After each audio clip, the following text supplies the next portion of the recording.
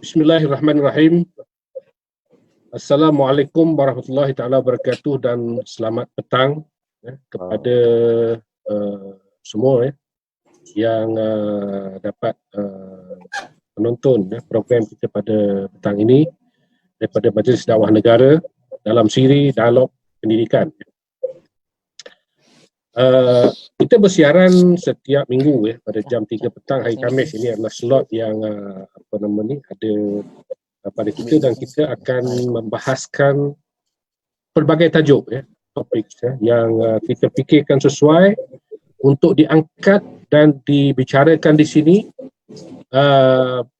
bagi mendapatkan sudut pandang dan juga mungkin respons, mungkin juga keluhan, mungkin dan apa-apa juga yang terlahir daripada isu-isu yang akan kita bawa dan angkat di sini.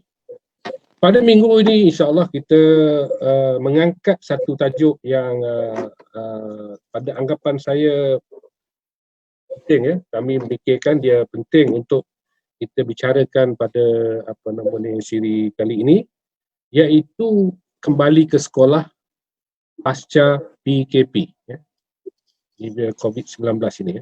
Kembali ke sekolah pasca PKP, kerana kita ni adalah kumpulan yang cuba menanggapi isu-isu pendidikan ini, maka kita angkat tajuk ini untuk kita bincangkan bersama pada petang ini Kembali ke sekolah pasca PKP ini, dalam tajuk yang kita kemukakan itu, adakah kita bersedia? Itu satu persoalan. Sama ada kita benar-benar telah pun membuat persediaan untuk tujuan itu ataupun bagaimana. Pada siri ini atau pada petang ini, kita menampilkan beberapa panelis yang akan menyertai perbahasan ini. Saya perkenalkan satu persatu. Kita ada yang bagi Datuk Dr. Haji Azhar Ahmad, seorang yang saya boleh anggap dia seorang yang aktivis sosial. Beliau adalah ahli lembaga pengarah UPSI dan juga ahli lembaga Suruhanjaya Air Negara. Beliau juga parent, orang yang anak buah dan sebagainya yang ke sekolah. Kita ada Tuan Haji Khalid Lambak. Ini orang PIBG. Dia Presiden Muafakat MRSM Gemenceh, dan juga PIBG di beberapa buah sekolah. Yang saya tahu beliau adalah juga aktivis masyarakat yang banyak terlibat dalam kerja-kerja kemasyarakatan dan juga kerja-kerja kebajikan yang melibatkan masyarakat awam, pelajar sekolah dan sebagainya. Kita ada bersama juga pada malam ini, saya menampilkan Profesor Madya Dr. Zainal Madun. Zainal Madun ini dia adalah sekarang ini Ketua Jabatan Pengajian Pembangunan Manusia dan Keluarga di UPM, dan beliau juga adalah seorang kaunselor. Jadi kita pun nak lihat sudut pandang seorang kaunselor ni, bagaimana dia melihat isu yang ada di hadapan kita ini. Dan kita ada yang bagi Dr. Abdul Hakim Mohad. Ini adalah salah seorang daripada jawatan kuasa kluster pendidikan kita dalam Majlis Dakwah Negara. Beliau ini maksudnya akan juga terlibat dalam perbincangan pada petang ini untuk memberikan pandangan-pandangan tentang isu ini. Dan saya insya-Allah akan dibantu oleh moderator saya pada petang ini, iaitu Dr. Azmul Fahimi Kamaruzzaman, Timbalan Dekan Fakulti Pengajian Islam UKM. So kita akan berbincang di dalam siri ini, dan saya akan kemukakan persoalan-persoalan dan tujukan kepada panelis, dan saya akan benarkan panelis ini bercakap mungkin dalam sekitar 5 minit atau 5 minit lebih sikit, terpulanglah kepada mereka memberi pandangan awal kepada persoalan-persoalan yang akan saya lontarkan nanti. Dan juga mungkin pada masa yang sama kita meminta juga respons daripada panelis yang lain yang mungkin ada pandangan tentang perkara ini.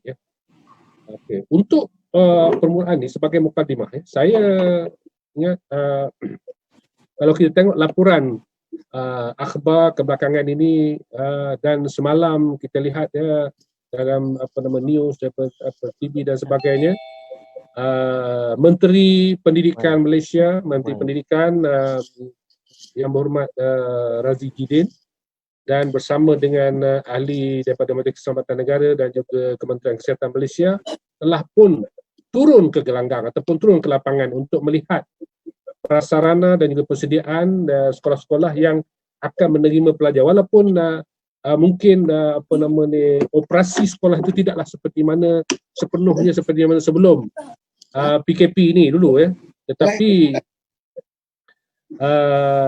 tentulah dengan resam yang baru ataupun perkara yang baru ini berlaku, ada perkara-perkara yang perlu kita angkat dan kita bincangkan di sini. Antara perkara yang dibangkitkan dalam laporan-laporan akhbar tu, saya boleh sebut sini beberapa perkara yang mungkin boleh nanti kita sentuh dalam perbincangan kita ini. Antaranya ialah dari segi jumlah pelajar, kepadatan sekolah. Jadi ini akan melibatkan misal kata penjarakan sosial dan sebagainya yang mungkin memerlukan perhatian, dan juga penggunaan kemudahan-kemudahan yang ada di sekolah seperti tandas dan sebagainya, perpustakaan, di mana pelajar-pelajar ini nanti akan menggunakan kemudahan-kemudahan tersebut. Kemudian kita juga ada isu-isu seperti maklum sajalah di sekolah ni pelajar-pelajar ni dia berinteraksi sama-sama mereka ini. Mungkin satu ketika dia tidak tidak mengambil kira SOP atau pembicarakan sosial. Ada juga isu yang dibangkitkan seperti bilik guru, bagaimana pelajar-pelajar nanti akan berinteraksi dengan guru-guru dalam bilik guru dan sebagainya. Kemudian kelas-kelas yang sudah pun disusun atur semula mengikut prosedur ataupun penjarakan sosial itu, dan mungkin melihat pergerakan udara dalam bilik kelas dan sebagainya, saringan suhu jika nak masuk ke sekolah. Jadi perkara-perkara itu semuanya berbentuk operasional. Dasar dah dibuat, peraturan dibuat, tapi dalam bentuk operasional nanti apakah mungkin timbul masalah-masalah. Seterusnya sanitasi tangan pelajar-pelajar ini, dan juga mungkin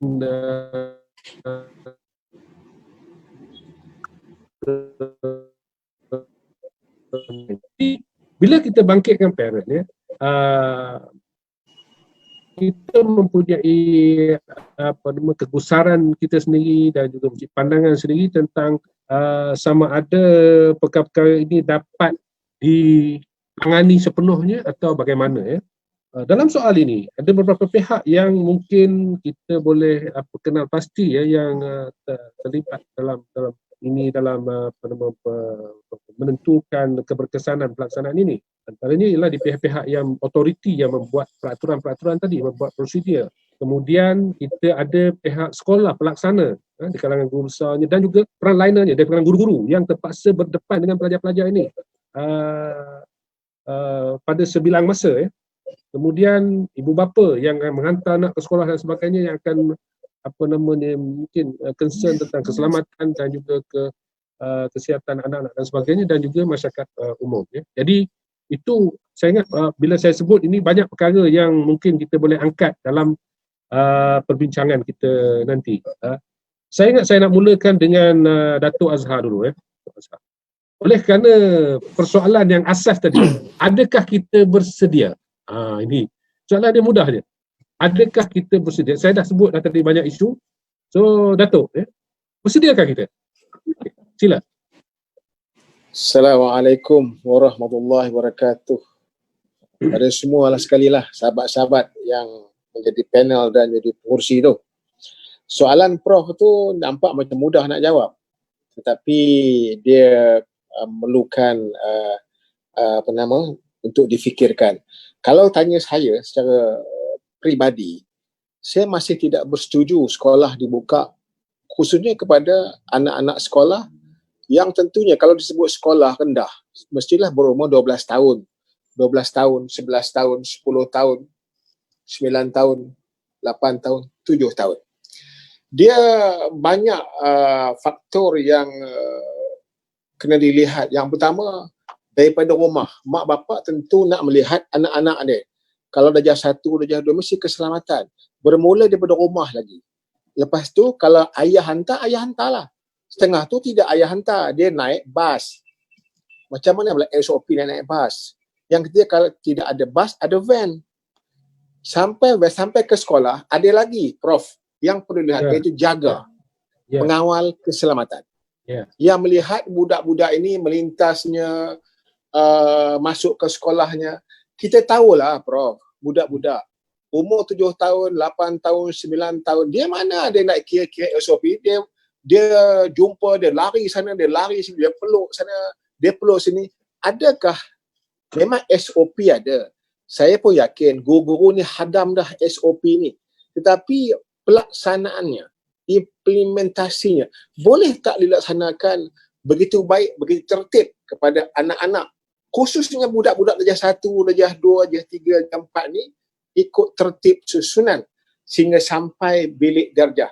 Nah, selepas bilik darjah pula, waktu makan, kantin umpamanya, perlu ada lagi satu SOP, pengendali makan, pengendali pengawal keselamatan, semua-semua ni perlu difikir sebelum dilaksanakan. Saya tak bicara soal IPTA, IPTS. Barangkali IPTA, IPTS, anak-anak kita lebih matang, lebih mature. Tetapi kalau anak-anak kita yang berumur 7 tahun, 8 tahun, 9 tahun, Prof ni ada cucu. Bagaimana cucu kita 7 tahun? Saya ada cucu 7 tahun nak pergi sekolah. Lepas dia lari je. Dia belah je. Dia masuk je. Dia peluk sana, wang wing sana. Dalam bahasa orang utara, wang wing sana, wang wing. Siapa nak kontrol mereka? Dengan guru, satu guru nak kawal satu darjah 50 orang. Kuantiti boleh tak boleh? Walaupun guru-guru ni tahu SOP dan bagaimana nak yang SOP yang telah disediakan, tapi bagaimana mengurus anak-anak ini? Kerana anak-anak ini dia tidak tahu, dia hanya tahu seronok je. Dia sampai jumpa kawan dia, peluk sana, peluk sini dan sebagainya. Jadi itu persoalannya. Tapi kalau boleh dikontrol dengan baik, silakan, tidak ada masalah. Tapi kalau tidak boleh, saya rasa elok difikirkan semula. Pasca kita nak buka sekolah kepada khususnya kepada anak pasca ini, kepada anak-anak yang saya sebut seperti tadi. Itu dulu, Prof. Okey, terima kasih. Baik, itu saya ingat dalam kenyataan oleh Menteri berkenaan,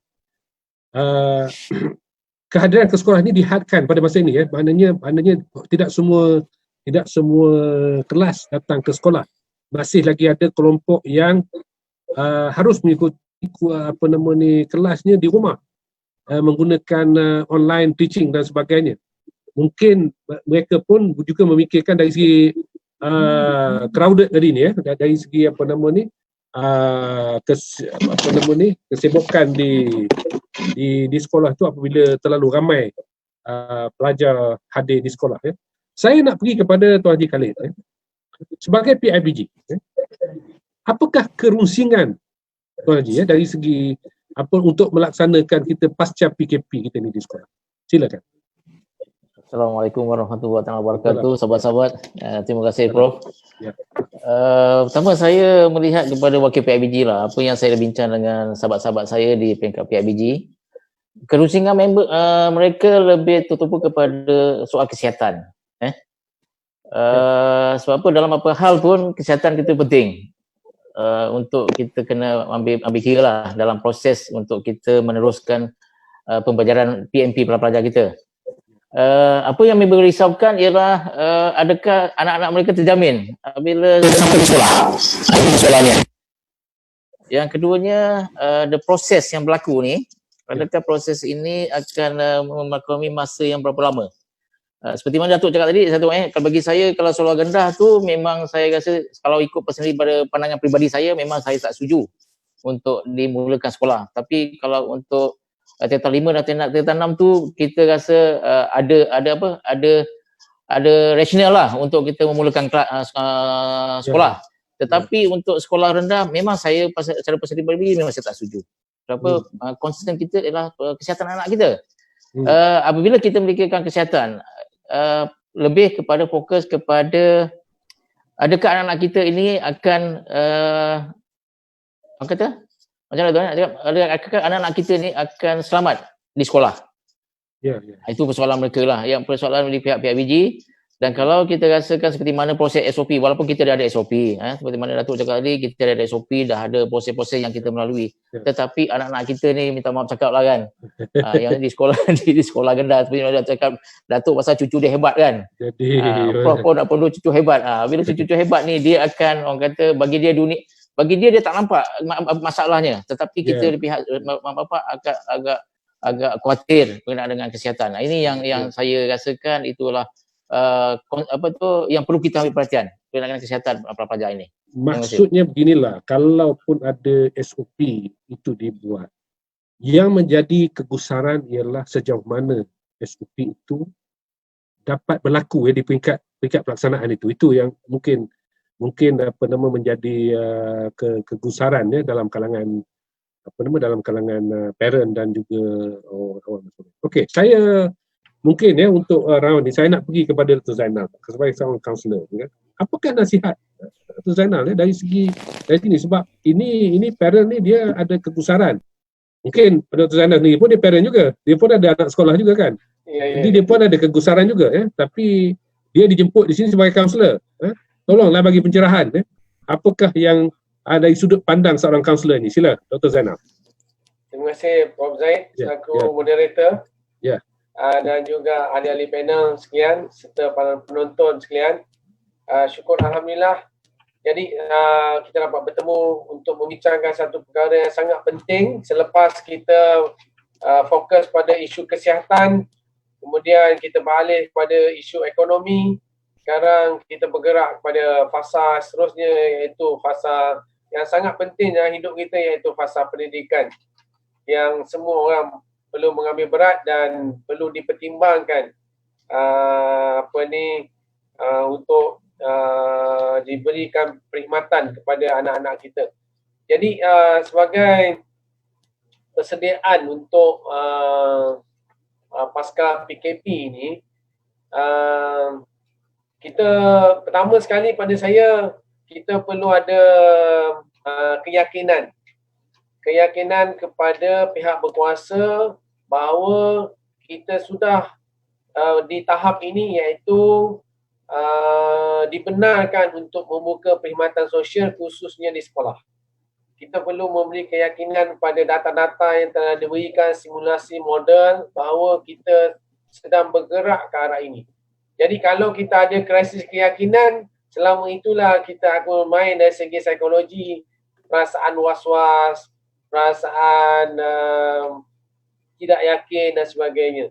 Jadi kita bersyukur kerana kita mempunyai kepimpinan dalam bentuk peringkat negara dan kesihatan yang telah memimpin kita selama 2-3 bulan ini dengan baik. Jadi saya rasa kita perlu memberikan keyakinan pada ini. Dan apabila di peringkat global pun, isu ini adalah isu besar. Bila? Persoalannya bila? So kita dah sampai dalam masa tu bila, iaitu pada pertengahan Jun ini, 24 Jun. Nampaknya dibuat secara teratur, secara berperingkat, mengikuti panduan daripada kajian daripada WHO, mengikuti panduan dan kajian daripada UNESCO sendiri. Kita sebenarnya berada di landasan yang betul. Kita perlu memberikan keyakinan yang teguh kepada pihak berkuasa. Selepas daripada itu, barulah saya nak tekankan kat sini, sudah tugas itu telah beralih kepada pihak stakeholder, khususnya sekolah, mak bapak. Jadi kita di sini perlukan kepimpinan. Maknanya dah berpindah kepada komuniti untuk memimpin dan menghadapi. Kita tak boleh lari daripada COVID. COVID akan bersama dengan kita. Walaupun ada vaksin pun, dia ada. Vaksin tu mungkin membantu. Jadi kita perlu menyesuaikan diri dengan transisi ini, perubahan ini, Dengan cara itu kita akan dapat bersedia dengan lebih baik dan nampaknya dia beralih Prof kepada pihak sekolah punya kepimpinan untuk membantu. Terus, terima kasih. Terima kasih. Ini mungkin bagi pandangan seorang kaunselor ni dia bagi penawar sikit kepada kita lah kan. Memang parent ni memang dia susah hati dia nak hantar ni kan. So kaunselor ni selalu dia akan nasihatkan orang supaya menghilangkan perasaan susah hati tu supaya dia mengantar dengan lebih lebih ada keyakinan diri dan maknanya mempercayai bahawa sebenarnya pihak-pihak yang berkenaan itu dapat melaksanakan peranan dan tugas masing-masing dengan baik dan berkesan lah. Seterusnya saya ingat kita nak pergi kepada Dr. Hakim ya. Kalau ada respon daripada apa yang diperkatakan oleh 3 panelis yang sebelum tadi ini, apa yang Dr. Hakim dapat lihat ya dari segi itu. Sila. Unmute. Mic. Okay. Assalamualaikum warahmatullahi wabarakatuh. Waalaikumsalam. Terima kasih Prof. Zaid Ahmad selaku moderator kita pada petang ini. Juga kepada semua rakan-rakan ahli panel, serta penonton di luar sana yang sedang mengikuti siaran kita pada petang ini. Tajuk ini adalah satu tajuk yang sebenarnya sangat relevan dan sangat berkait rapat dengan kita pada saat ini. Saya fikir di sini ada 2 pandangan dan di luar sana juga saya ada buat juga survey. Ada 2 pandangan yang sama, ada yang bersetuju dan ada yang tidak bersetuju dengan announcement ataupun pengumuman yang telah dibuat oleh Kementerian Pendidikan baru-baru ini ya. Pada saya begini, saya suka nak flashback sedikit tentang pengalaman saya sendiri apabila kerajaan mula melonggarkan MCO baru-baru ini ya. Saya menyatakan kepada rakan-rakan bahawa saya tak yakin bahawa rakyat Malaysia boleh berdisiplin ya. Jadi saya akhiri komen saya tu, saya kata saya berdoa dan saya berharap saya silap. Jadi berdasarkan perkembangan yang berlaku dan statistik terkini yang kita peroleh semalam, jadi saya bersyukur sangat sebab saya silap. Saya silap sebab pada mulanya saya tak yakin dengan rakyat Malaysia bahawa mereka boleh patuh. Dan ternyata kita adalah satu masyarakat yang sangat dinamik dan kita aware. Dan kita dalam banyak hal lebih baik daripada masyarakat di negara lain, saya fikir, dalam mematuhi SOP dan juga arahan-arahan yang diberikan oleh kerajaan dari masa ke semasa. Berbalik pada isu ini, apakah kita bersedia? Saya berpandangan kita bersedia dan langkah ini telah dimulakan ya, di mana hanya pelajar-pelajar dari tingkatan 5 yang paling muda saya fikir dibenarkan untuk bersekolah dengan SOP tertentu, termasuklah dengan jumlah pelajar dalam kelas yang dihadkan kepada 17 ya. Saya fikir kita kena yakin dengan keputusan yang telah dibuat. Itu yang pertamanya, dan kemudian ia diikuti dengan perkembangan selanjutnya selepas beberapa ketika sekolah dibuka. Saya fikir kalau kita boleh kekalkan kadar jangkitan COVID yang rendah walaupun selepas sekolah dibuka, saya fikir ini akan menambahkan lagi keyakinan ibu bapa dan semua stakeholders tentang keupayaan kita untuk membuka semula sekolah dan juga universiti. Jadi saya fikir kita kena beri ruang sebab stigma tentang masyarakat kita itu ada kalanya ia tidak benar. Sebab masyarakat kita hari ini saya fikir masyarakat yang beretika dan bertamadun ya, dalam masa yang sama, kerana kita semua memang perlu hadapi ini secara bersama ya. COVID-19 akan terus berada bersama kita, sama ada kita suka atau tidak. Cuma kita perlu melakukan perkara yang betul dalam kita menjalani kehidupan bersama dengan COVID-19. Saya rasa itu saja dahulu Prof. Ya. Terima kasih atas persoalan yang terima kasih. Ya, mungkin nadanya tadi lebih kurang dengan apa namanya Dr. Zainal ya.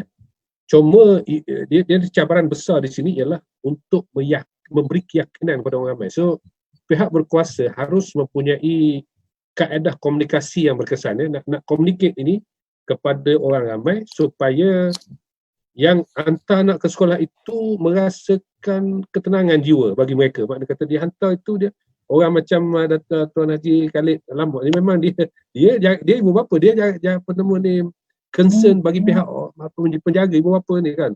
Apa masalah orang akan pergi mengadu ke dia macam Datuk Azhar sama juga kan. Orang akan pergi mengadu. Jadi okey. Saya nak tanya Dr. Azmul kalau ada apa-apa nak dibangkitkan sebelum kita pergi kepada lawan yang berikutnya. Ya, Prof. Ya. Ya, Prof. Assalamualaikum warahmatullahi wabarakatuh. Ya. Yang Berhormat Menteri Dr. Aziz pun juga sudah pun menyebutkan tentang pembelajaran diteruskan secara online di rumah. Jadi saya nak tanya mana-mana ahli panel yang boleh mengulas. Mungkin tajuk ni luar sikit. Apabila kesediaan guru kita pun dah lama berada di rumah dalam tempoh yang lama. Kita tengok komen-komen di netizen di media-media sosial pun ada yang dah mula memberi pandangan-pandangan yang sinis terhadap golongan guru kita kerana terlalu lama berada di rumah. Jadi kesediaan pembelajaran online ini adakah sebenarnya fasiliti kemudahan internet yang dimiliki oleh rakyat Malaysia pada waktu ini membenarkan keadaan itu berlaku? Mungkin mana-mana ahli panel boleh memberikan mungkin Datuk nak respon. Ya. Datuk Azhar. Buka apa mic. Mic Datuk. Ya.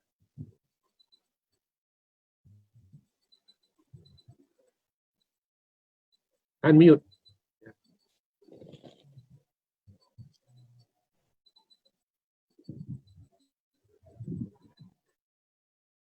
Ya, okey. Ya. Boleh dengar. Okey.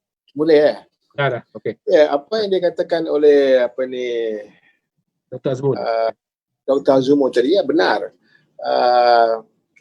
Kalau saya di kampung di macam tempat saya pun sudah ada pandangan-pandangan sinis terhadap pendidik guru-guru kita kerana sudah lama tak pergi sekolah sampai 3 bulan, 4 bulan dan sebagainya. Jadi adakah kita bersedia untuk pembelajaran secara online? Sebenarnya kita juga IWAPAK sekarang bersedia, tapi adakah persediaan secara infrastruktur itu meliputi kawasan covering di kawasan, contohnya kawasan kampung kadang-kadang tidak mendapat internet yang secukupnya. Ini juga harus difikirkan. Jadi kalau soalan tu jawab A dan B, saya rasa kita bersedia untuk menerima pembelajaran online dan sebagainya. Tetapi adakah kita cukup dengan tool dan material dan kemampuan guru ke arah persediaan untuk mengajar secara online sistem, dan IWAPAK sendiri dan termasuklah anak murid itu sendiri kefahaman dia terhadap pembelajaran secara online. Tentulah pembelajaran secara alam maya ini sangat berbeza secara bersemuka, sangat berbeza. Jadi kalau soalan itu ditanya secara objektif, ya kita bersedia dengan syarat semua keperluan ini dicukupi khususnya kepada anak-anak kita di luar bandar lah, Prof. Ya. Okey, memang ada kekangan dari segi apa nama ni online tu. Kan kita tidak nafikan ada guru-guru yang sangat dinamik ya, menyediakan modul dan sebagainya yang boleh diguna pakai untuk tujuan pembelajaran ini. Tetapi kita sekarang bukan bercakap kepada satu segmen yang tertentu, tetapi kita bercakap tentang apa nama ni nationwide, memang dengan keseluruhan ya. Kita ada tempat-tempat yang masih lagi amat apa nama ni orang kata tidak bagus ya dari segi prasarana capaian internet ya. Jadi ini perkara-perkara yang boleh menjadi kekangan kepada pembelajaran online. Dan satu aspek lagi ialah kita ni pun semua banyak kita adalah pendidik ya. pembelajaran online ni sepatutnya ataupun seharusnya dia adalah stopgap measure saja, mana dia temporary, dia sementara kita menunggu keadaan pulih, ya. Sebab pembelajaran pendidikan itu dia tak cukup dengan online ini, makna dia mesti ada interaksi di antara guru dan juga pelajar, ya.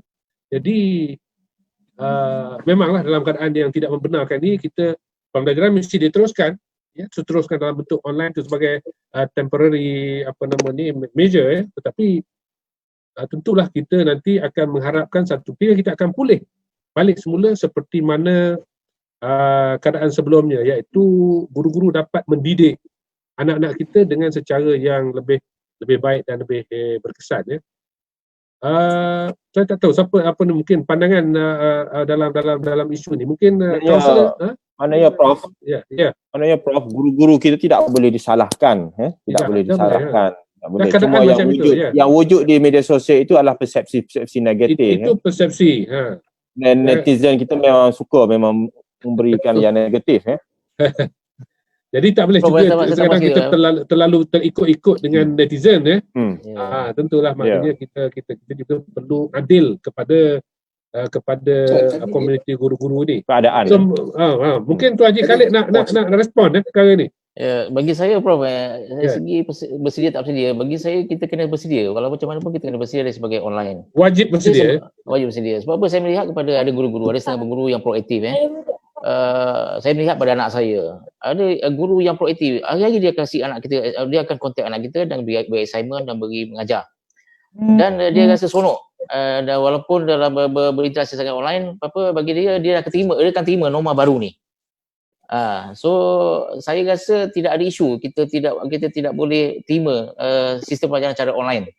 Dan masalahnya kepada pelajar-pelajar yang tidak ada coverage. Ini masalahnya. Tapi apa yang digunakan oleh pihak guru, mereka memberikan nota kepada kelas pelajar yang tidak dapat online. Dan saya rasa ini adalah satu cara yang proaktif lah daripada guru. Dan ada juga, mungkin saya nak minta maaf cakap, ada guru-guru yang agak pasif. Minta maaf, mungkin kadang-kadang dia orang kadang-kadang komen saya kan. Ada guru yang complacent, relax saja. Mungkin dia kata dia tak ada lain, dia punya result dia tak ada lain kan.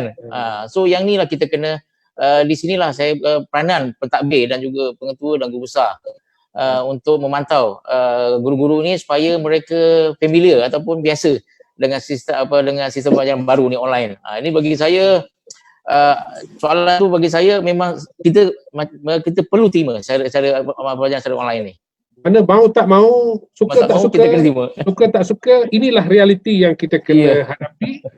Dan bagi mereka yang mungkin tak begitu savvy dengan teknologi baru ni kan, sebab dalam sekali pengajaran macam-macam platform ada. Platform dalam bentuk internet dan interaktif dan sebagainya ada.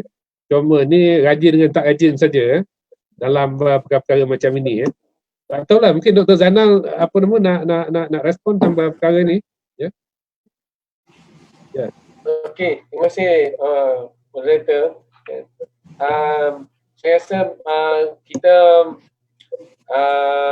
dari segi infra tu satu perkara, dari segi infrastructure tu, bahan-bahan material yang boleh kita gunakan pun juga mungkin kita pandang ke depan, iaitu yang dah berlaku 2-3 bulan ni sebagai pengajaran bagi kita, dan yang akan depan peranan bahagian teknologi pendidikan dan sebagainya untuk melihat infrastructure ini untuk disediakan. Jadi kita dah ada contingency plan.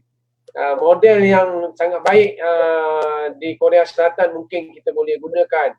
Mereka tak ada terkesan sangat dengan tidak adanya face to face kerana infra dan info dia telah sedia ada. So kita mungkin konten tu mungkin kena baiki di samping infra tu. Terima kasih Prof. Okey, sebagai support kepada kalian. Dulu ada disebut tentang TV pendidikan. TV pendidikan ni bukan isu baru. Waktu saya sekolah dulu dah ada TV pendidikan. Sudah ada TV, tapi dia tidak berjaya. I think Tuan Haji Khalid pun tahu, Datuk pun tahu. TV pendidikan pada masa itu ada ya kita budak-budak keluar daripada kelas pergi menonton TV pendidikan. Tiba-tiba Tengok wrestling kan? bila tengok tinju Tinju. Muhammad Ali. Okey. Jadi benda tu dah ada, cumanya pada masa itu dia tidak tadi peranannya tidak begitu ketara ya, TV pendidikan dia, impact dia pun taklah begitu besar. Sekarang ni tiba-tiba kita berdepan dengan isu seperti ini, tiba-tiba ada timbul balik semula idea TV pendidikan ini ya. Saya pun tak tahulah, mungkinlah akan datang pihak berkuasa atau pihak kementerian akan melihat bagaimana TV pendidikan ini boleh diangkat semula sebagai satu medium untuk menyampaikan pengajaran sebagai satu suplemen kepada apa yang diperolehi melalui online dan sebagainya. Yang sebab kalau kita kata TV pendidikan ni sekarang ni kebanyakan tempat TV sampai walaupun internet tak sampai, TV sampai. Jadi mungkin cover dia punya capaian itu lebih luas daripada internet. Saya tak tahu, itu sebenarnya lontaran saya tadi. Okey, Azmul tu ada tak Azmul ada apa-apa yang lagi nak bangkitkan? Tak ada Prof, saya rasa untuk round pertama ni mungkin boleh terus pada ahli panel. Okey. Baik.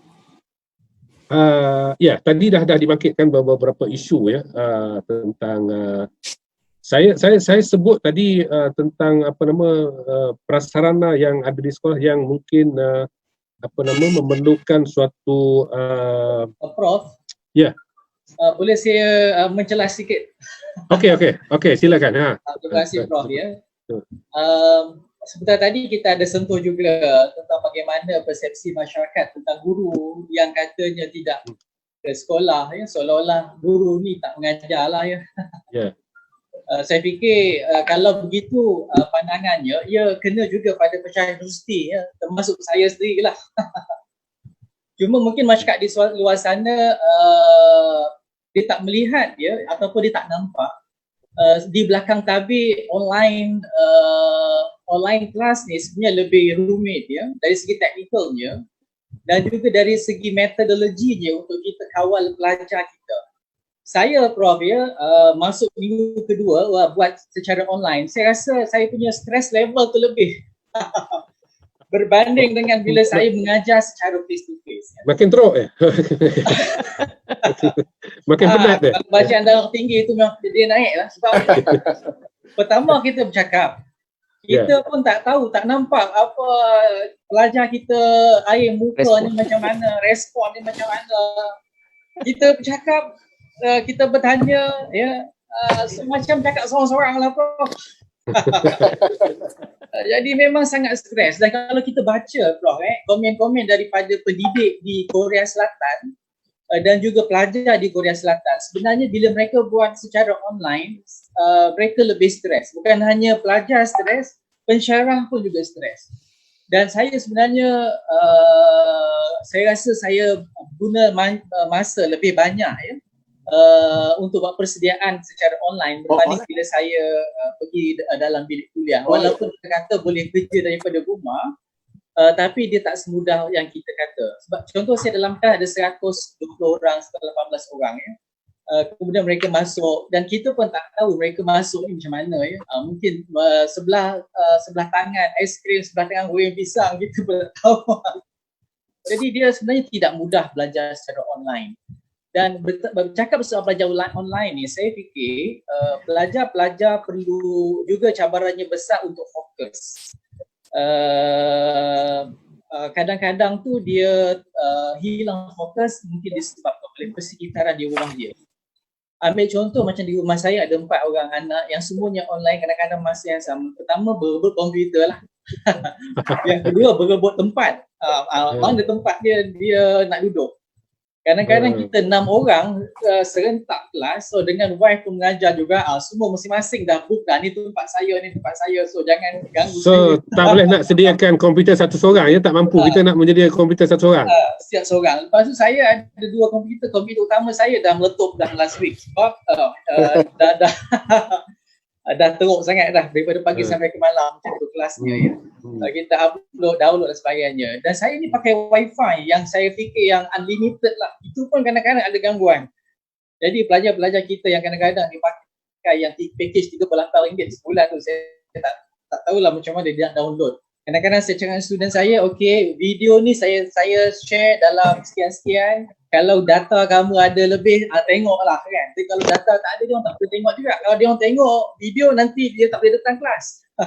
Jadi sebenarnya dia lebih suka. Kalau ada pendengar-pendengar di luar sana, saya fikir mungkin dengan penjelasan saya ni mereka dapat lebih faham bagaimana situasi kita sebagai seorang pendidik ini. Dan kalau diberi pilihan, Prof, saya sangat memilih secara face to face lah sebenarnya. Cuma pada masa sekarang ni kita terpaksa gunakan kaedah dan metod ini. Itu saja komen saya, Prof. Okey. Terima kasih. Right. Banyak isu dah kita dah bangkitkan tadi. Mungkin kita banyak menyentuh tentang masyarakat, tentang ibu bapa punya concern. Kita tidak ada guru di sini, tak ada. Mungkin PIBG boleh komen mengenai. Saya sebut tadi yang pelaksana ni ada dua peringkat. Yang satu dia peringkat sekolah. Sekolah ni ada pentadbir sekolah. Satu lagi peringkat guru yang memang frontliner dengan student, mana dia berdepan dengan so mungkin ada cabaran bagi mereka, ya Tuan Haji Khalid. Saya orang yang lama dengan hal ehwal sekolah ni boleh bagi respon dalam perkara ni.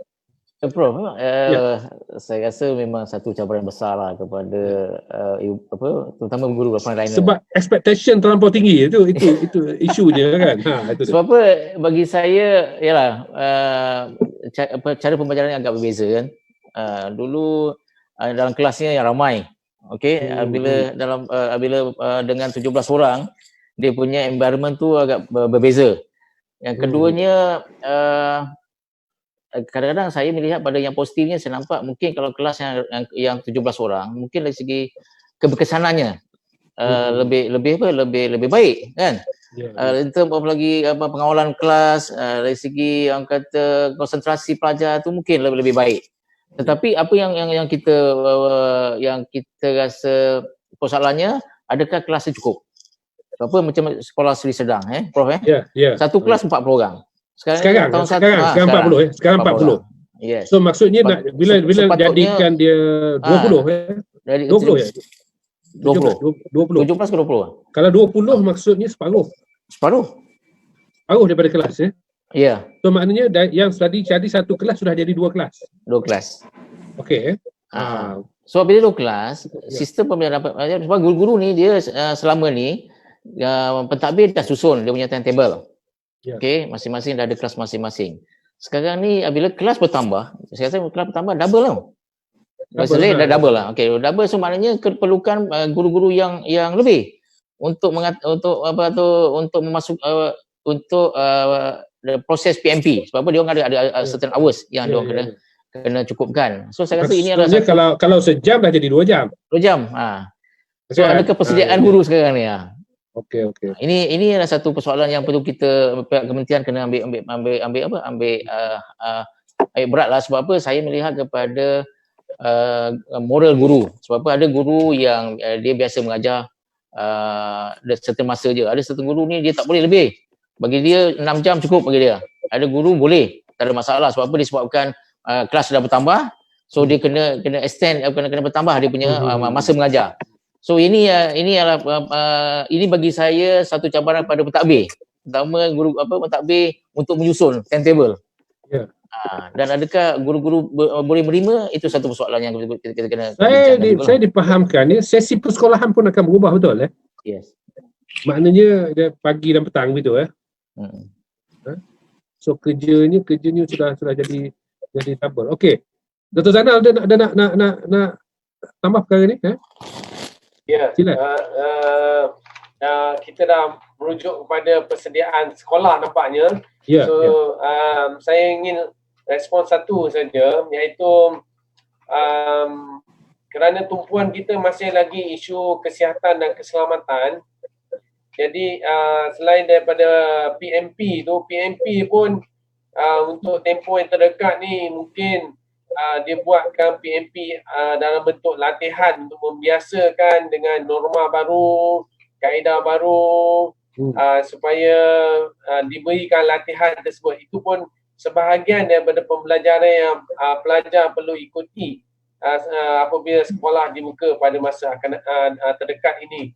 Selain daripada itu, satu perkara yang sangat penting ialah kepimpinan sekolah perlu melihat dari segi task force ataupun pasukan bertindak yang mungkin boleh membantu untuk membuat measure, pemantauan, saringan kerana kita peringkat transisi penyesuaian kepada SOP baru di sekolah. Jadi pembelajaran tu mungkin dah jadi perkara kedua dalam tempoh 2 minggu ini.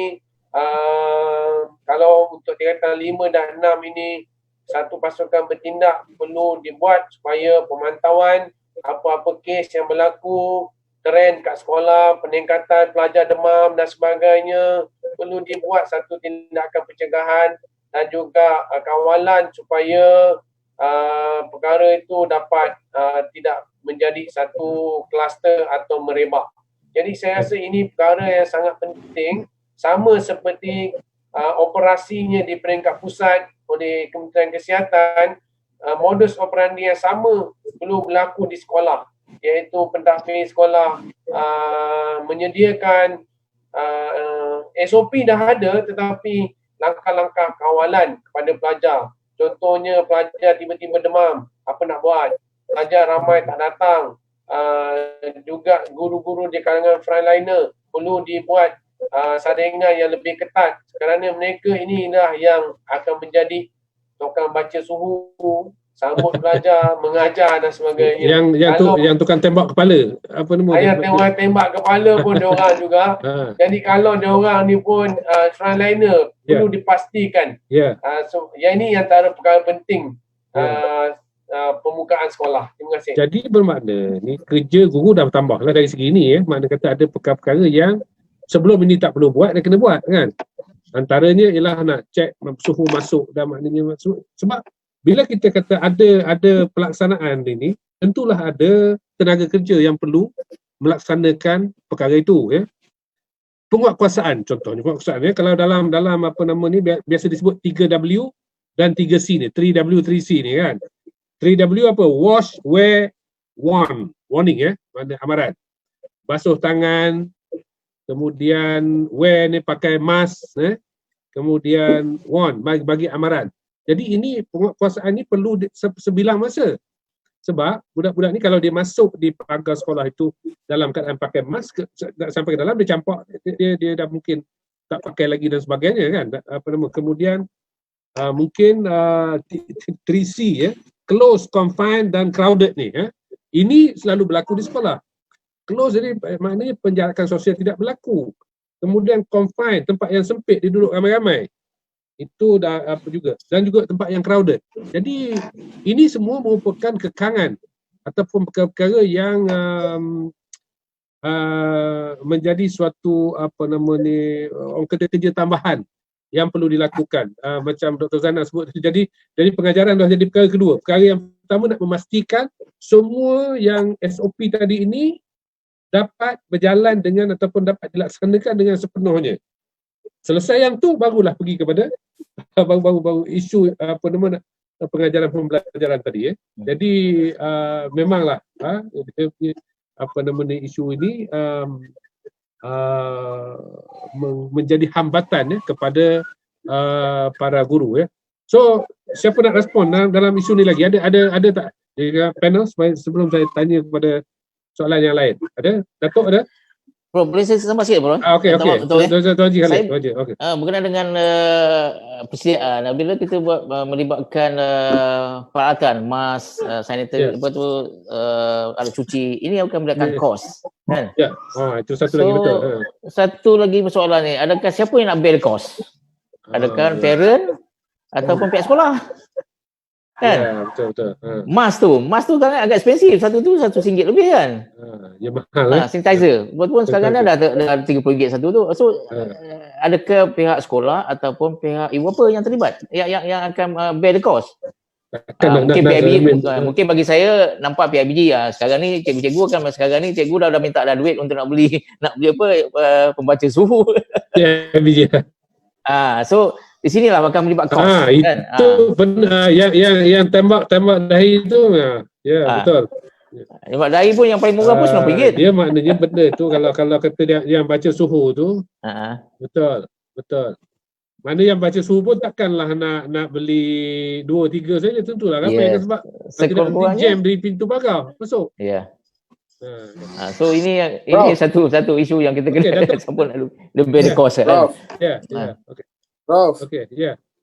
Prof. Ya. Okey, sila. Dengar Prof ya. Ya. Ya, kita pun setiap mana kerajaan pihak otoriti pun dah fikir panjang. Bagaimana sebelum pembukaan sekolah ni, saya yakin mesti pihak berkuasa Kementerian Kesihatan, MKN dah berbincang, dah perhalusi sebelum sekolah ni dibuka. Kita sebenarnya bagi mak bapak, kita bersetuju dan wajib bersetuju. Kalau takkan kita nak biar anak kita lama-lama di rumah dengan tidak sekolah dan sebagainya, buang masa dia, orang boring sebenarnya.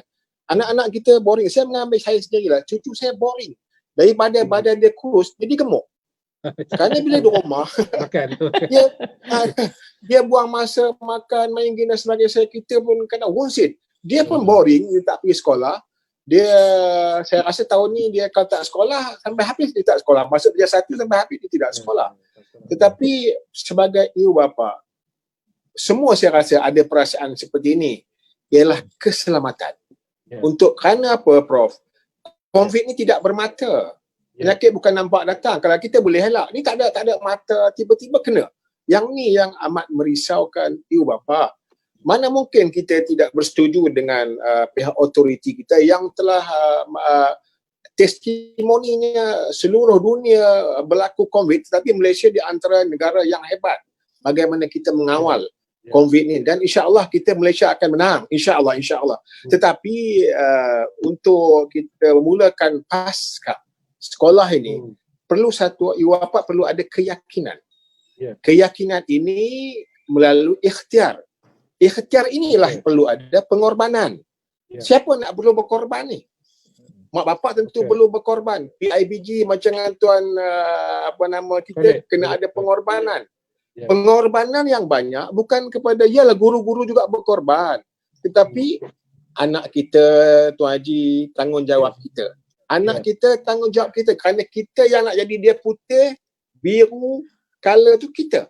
Jadi kita mesti mengambil tanggungjawab dahulu daripada guru-guru.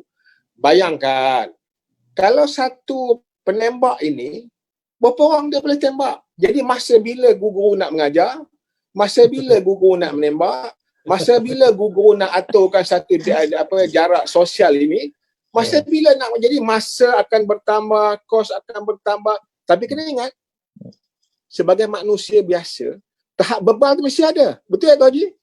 Mesti ada. Dia ada banyak bebanan kerja, dia akan jadi bebal. So jadi tidak selesa. Jadi tuan-tuan, jadi Prof, ikhtiar itulah menyebabkan keyakinan yang ada kepada ibu bapa.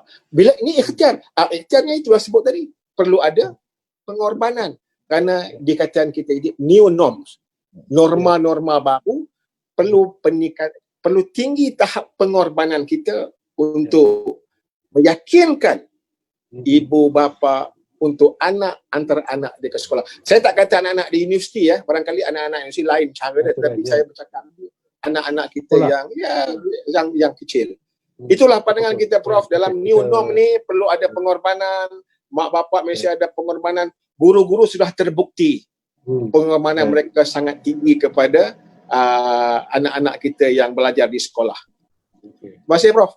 Okey, sama. Dr. Azmul, ada apa-apa nak bangkitkan? Okay, Prof. Saya rasa Prof dah cukup tu. Cukup ya? Okey, boleh kita apa nama ni, pindah kepada satu apa nama ni, mungkin perkara tadi saya sebut tentang apa nama ni, kita ada isu yang berkaitan dengan pihak yang melaksanakan dan pihak ni. Okey, sekali dari segi autonomi sekolah, sekolah ni dia tak sama. Sekolah ni dia punya setting dia pun tak sama kan. Kalau kita buat peraturan sama, tiap-tiap sekolah dia tak mungkin dapat melaksanakan perkara yang sama sebab dia berbeza. Mungkin keadaannya berbeza, prasarananya berbeza dan situasi berbeza dan jenis pelajar yang belajar itu pun berbeza di situ. Ada pelajar yang daripada kampung jauh pedalaman, makna kata mungkin perjalanan jauh ke sekolah dan sebagainya. Jadi tentulah ada perbezaan dari segi itu. Social setupnya tak sama. Parentnya pun dia berdepan dengan orang yang tak sama kan. Jadi ini juga merupakan satu kekurangan. Jadi sejauh manakah otonomi harus diberi kepada sekolah untuk menangani perkara seperti ini? Boleh mana-mana panel untuk respon perkara ini? Dia perlukan otonomi. Okey, mungkin untuk Zainal. Boleh saya komen sikit? Okey. Tak apa tuan. Kita sekolah ni ada dua yang pertama yang berasrama dan tidak berasrama harian. Ya. Mungkin yang sekolah harian tu mungkin dia punya cara pentadbiran berbeza dengan yang asrama. Mungkin anak prof dulu asrama kan, anak saya kita sama dulu asrama.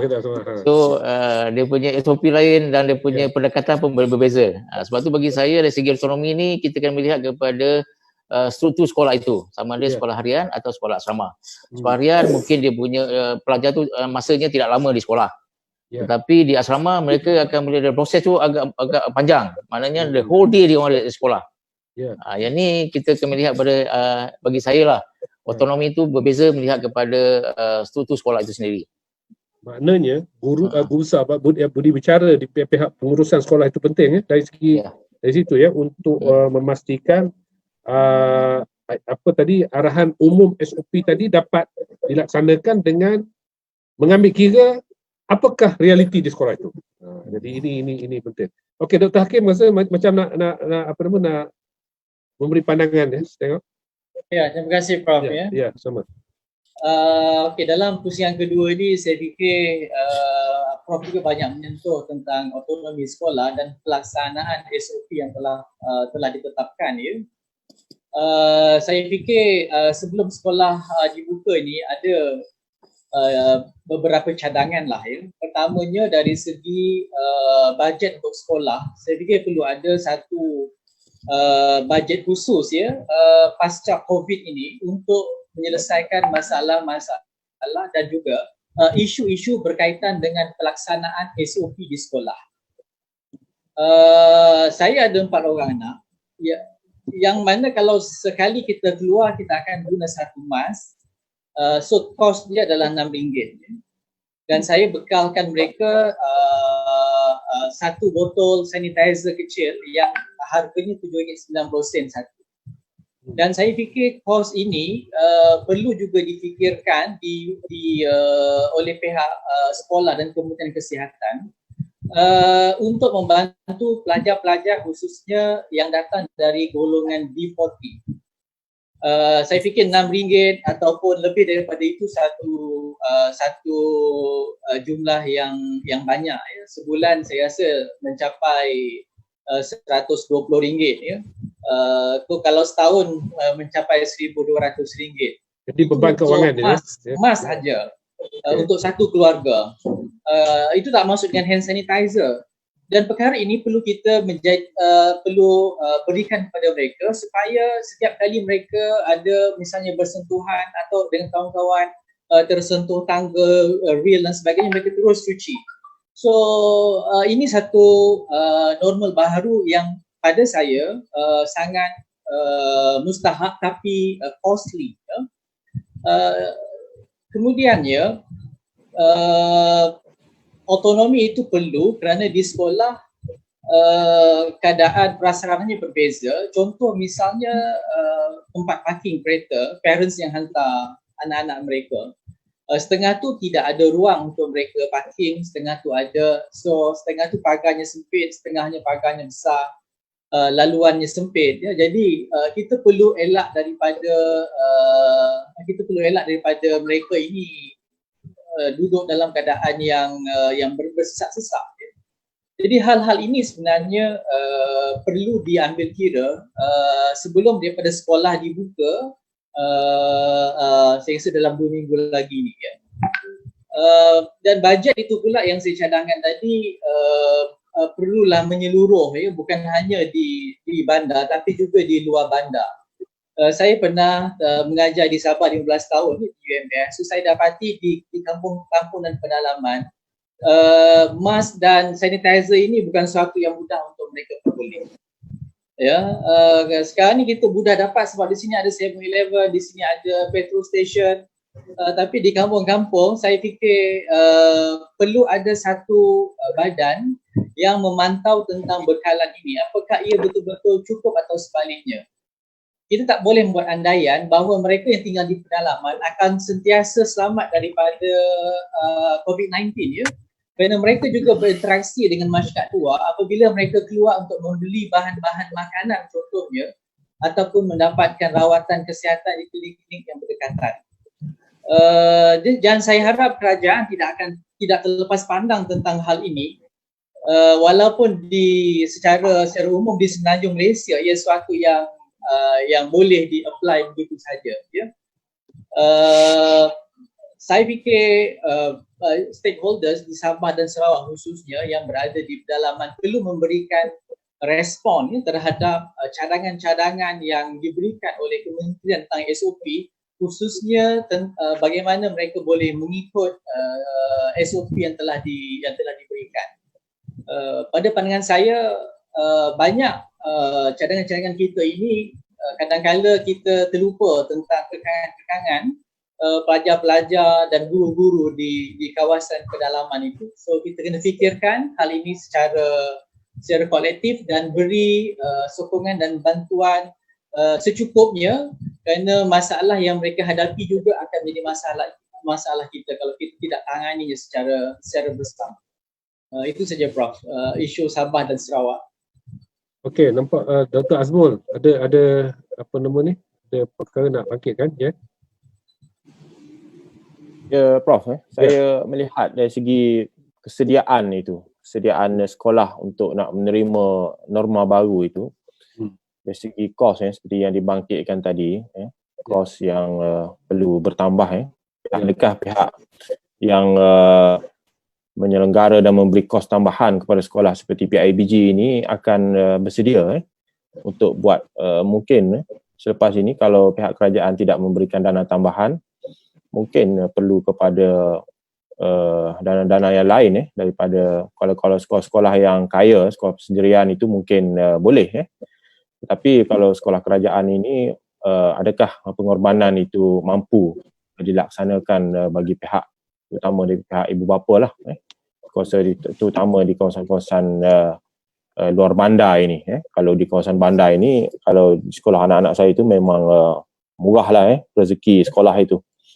Jadi kesediaan ini adalah satu perkara yang sangat prioriti lah, sangat prioriti, sama ada pengorbanan ini mampu dicurahkan secara tulus, ataupun ibu bapa kita masih lagi nak mengharapkan semuanya itu disediakan oleh pihak kerajaan.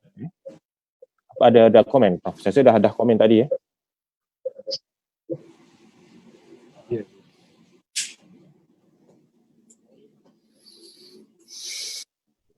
Okey, ada yang nak respon kepada apa nama tadi ni, sebab costing ini sebenarnya dia jadi satu kekangan ya. Jadi kita dalam panel ni kita juga sebenarnya boleh, sebab yang menonton kita punya forum ini pun ramai juga dekat luar. Kita mungkin juga boleh mengemukakan I think cadangan-cadangan dan juga apa nama buah fikiran yang apa nama ni mungkin boleh diberi perhatian oleh pihak yang tertentu ataupun pihak-pihak yang berwenang ya dalam perkara ini. Macam Dr. Zainal macam nak cakap any respon ya pada ini? Ya. Dan dengan persediaan ya Prof. Ya. Saya lihat dari segi keperluan behavioral change atau perubahan dari segi tingkah laku.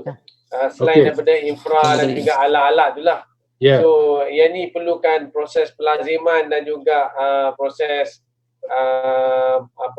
pemantauan dan juga sebab tu kita buat pada tingkatan 5, tingkatan 6. Jadi mungkin satu sekolah tu ada 5-600 orang pelajar, kalau ramai pun 5-600. Jadi kemudian dengan kapasiti cikgu yang lain mungkin dapat membantu pemantauan pelaksanaan SOP. Kita tengok dulu macam mana, kasih peluang, keyakinan dan kepada kepimpinan sekolah, empowerment perlu berlaku supaya kerana apabila kita PKPP ni pemulihan, frontlinernya ialah komuniti. Terima kasih Prof. Orang ramai Terima kasih. Okey, kita dah di penghujung. Saya nak berhentikan mungkin dalam 10 minit, 15 minit lagi kita punya forum ini. Sebab yang lepas tu kita buat 1 jam, 2 jam, maknanya ada yang menonton dia kata lama kan kita punya forum ini. Tak apa, kita sedikit cut short perbincangan kita ini. Gini oleh kerana kita ada isu yang kita bangkitkan pada awal tadi, dari segi parentnya, dari segi pelaksananya, dari segi bapa, dari segi masyarakat dan dari segi prasarananya, daripada sekolah dan sebagainya. Jadi saya nak pergi kepada tiap-tiap panel tadi, apakah mungkin keutamaan pada masa ini, the priority. Jadi kalau kita jadi pihak yang berwajib, apakah prioriti yang perlu kita letak di depan pada masa ini untuk menangani permasalahan ini, sama ada dalam bentuk dana ke, ataupun dalam bentuk meningkatkan prasarana ke, ataupun dalam bentuk yang lain. Okey, mungkin saya mula dengan Datuk dulu untuk round ini. Boleh Prof, boleh. Ya, boleh. Okey. Saya Prof pun nak berhenti 10 minit lagi lah ya. 10-15 minit okeylah. Saya secara peribadi prioriti sekarang ialah kita kena jaga kita. Okey. Kita kena jaga kita, jaga kesihatan kita, jaga family kita, jaga masyarakat kita. Apa yang mustahak, kita mesti patuh arahan yang telah dikeluarkan oleh pihak yang berwenang. Arahan-arahan daripada pihak MKN umpamanya. Benda yang tak boleh buat, kita jangan buat. Benda yang boleh buat, kita buat. InsyaAllah. Kalau, saya juga berpandangan seperti seorang ahli panel tadi. Pada mulanya kita rasa bimbang. Sama ada rakyat kita ni patuh ke tak patuh kepada arahan-arahan yang dibuat oleh kerajaan. Tetapi rupa-rupanya saya juga salah membuat pertimbangan pada mulanya.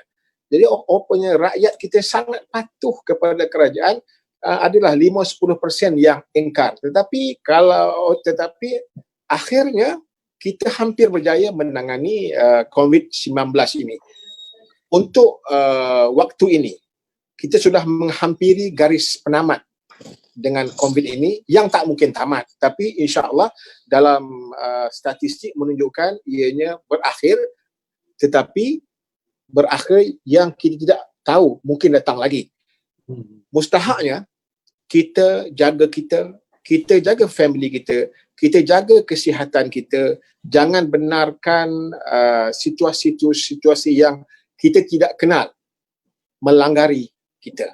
Jadi bagi saya, waktu ini kita mesti jaga kesihatan itu yang paling utama.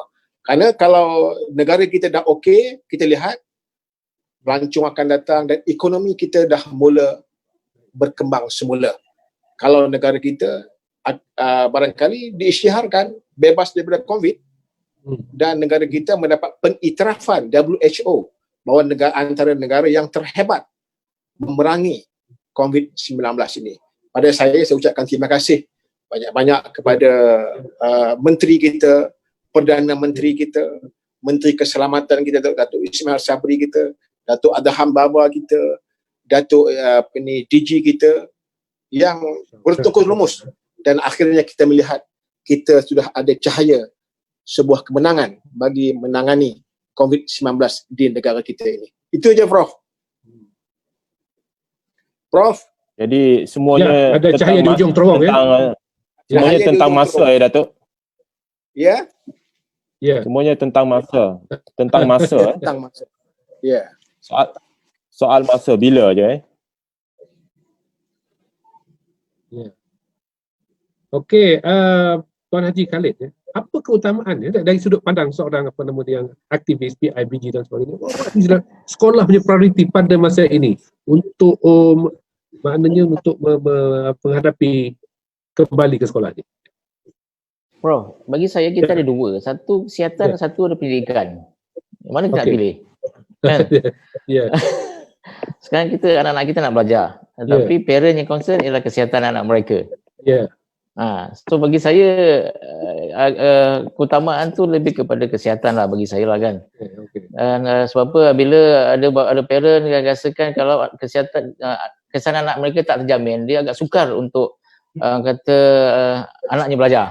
Itu yang dipersoalkan pada saya lah. Jadi cerita dia sihat baru boleh belajar. Baru boleh belajar. Sihat dulu baru boleh belajar. Kalau kita tak sihat, kalau kesihatan kita terganggu, kita terganggu, so kita memang tidak boleh belajar. So bagi saya lebih pada concern saya pada kesihatan. Dan yang keduanya sikit juga sekarang pemimpin kita dah buat macam-macam polisi. Sekarang ni kita laksanakan tanggungjawab. Ini bagi saya laksanakan tanggungjawab masing-masing. Tugas masing-masing. Ibu bapa dengan tanggungjawab mereka, guru-guru dengan tanggungjawab mereka. Sekarang ni kita laksanakanlah tanggungjawab ni seperti mana yang diharapkan oleh kerajaan kita. Terima kasih, bro. Sama. Ya, kaunselor. Ya, terima kasih. Ya. Pada saya semua atas kertas sudah cantik. Ya. Tapi sudah tersedia. Okey. Tapi sangat penting di saat ini kita bergerak seiringan, sederap, selangkah sama dalam satu pasukan. Terutama sekali pihak-pihak berkepentingan di sekolah. Dikaitkan dengan tanggungjawab oleh Tuan Haji Khalid tadi, daripada pihak pentadbirnya, ibu bapanya, pengorbanan, termasuk juga pelajar-pelajar. Kalau dapat bergerak dalam satu pasukan seperti kita di peringkat pusat, di peringkat nasional, komuniti kita juga boleh bergerak macam ini, menghadapinya dalam sebuah pasukan. Kalau ada yang tak sihat, jangan datang, jangan pentingkan diri sendiri. Yang mana dah datang sihat, patuh pada arahan dan sebagainya. Kita nak tengok anak-anak kita pula macam mana. So kalau dalam tempoh 2 minggu ni kita baik, kita sekali lagi akan dinobat sebagai model pendidikan pula di peringkat mengatasi COVID. Terima kasih, Busi. Okey. Ya, Dr. Hakim, kalau boleh rumuskan mungkin keseluruhan, kita dah tengok banyak pandangan tadi. Ya, boleh. Terima kasih, Prof. Saya ingin menyatakan di sini bahawa sebenarnya kita bersedia, Prof, untuk kita buka semula sekolah kita berdasarkan rancangan yang telah dibuat. Saya optimis dan positif, ya. PKP selama hampir 3 bulan daripada 18 dari bulan Mac yang lalu sampai sekarang, saya fikir telah banyak memberikan pengajaran kepada kita tentang bagaimana kebebasan yang diberikan itu sebenarnya sangat bermakna pada kita semua. Dan saya yakin dari segi social responsibility, masyarakat kita mempunyai social responsibility yang tinggi, ya. Even sekarang ni pun bila kita nak bertemu rakan-rakan, sekarang ni norma baru, ya. Kita dah tak bersalaman, ya. Kita guna cara hormat rakyat Malaysia, ya. Kita ada jarak sosial. Saya fikir ini sudah mula dapat dihayati. Dan saya harap perkara ini turut boleh berlaku juga pada warga bukan Malaysia. Maknanya bukan warga negara. Yang itu saya fikir mungkin kerajaan perlu lebih sensitif, ya. Kerana baru-baru ini, ya, kes mengeluarkan surat negatif COVID-19 berlaku dalam kalangan masyarakat Bangladesh. Ini yang saya fikir merisaukan sedikit, ya. Dalam kalangan kita, saya rasa benda ni tak berlaku sebab kita tahu bahawa kita sangat appreciate kesihatan kita dan tanggungjawab kita terhadap orang lain. Tetapi mereka yang bukan warga negara ini, saya fikir mereka mungkin tidak mempunyai worldview yang sama dengan kita. Kerana objektif mereka mungkin berbeza dengan objektif kita. Kita sekarang ni sudah tahap untuk menikmati kebahagiaan dalam sebuah negara, tapi mereka masih lagi dalam tahap untuk mencari rezeki sesuap nasi. Tapi mungkin mereka boleh sacrifice hal ini dan boleh menjadikan masalah kepada masyarakat kita yang lain. Jadi bagaimana hal ini dapat ditangani oleh pihak berkuasa, yang itu saya serahkan kepada kebijaksanaan mereka. Kerana warga yang bukan warga negara ni pun ada dua ya, Prof. Ada yang masuk secara sah dan ada yang masuk secara tidak sah. Yang ini saya rasa saya ada kegusaran sedikit. Tapi dari segi overall rakyat Malaysia, saya yakin bahawa mereka akan patuh secara yang terbaik, dan kemudian mereka ada social responsibility kerana mereka ada kawan, ada keluarga, dan mereka pun dah lihat bagaimana sebenarnya rakyat Malaysia ini mempunyai sentiasa memberi ruang untuk kita